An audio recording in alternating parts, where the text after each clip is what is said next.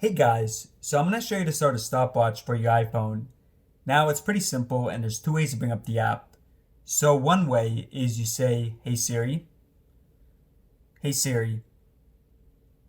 start the stopwatch. So this just simply brings up the app. And the app that this brings up is this one right here. So it's the clock app. Now within the clock app at the bottom, there's 5 options. So the fourth one is the stopwatch. And also similar to that, you have the alarm and the timer.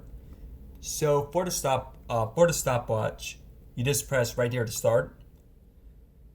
And you also have the option here for laps. So press there if you want to make a lap. And then your overall time, of course, at the top remains the same. And then whenever you want to stop, just press right here. Now there's a few more things. So when we started and press stop, you can either start again by pressing start, so just continue. Or you can press right here on reset and go back to 0. And one more thing. So if you swipe to the right, then you bring up a traditional stopwatch. Alright guys, hopefully this helped out. Thanks for watching. And let me know in the comments below if you have any questions.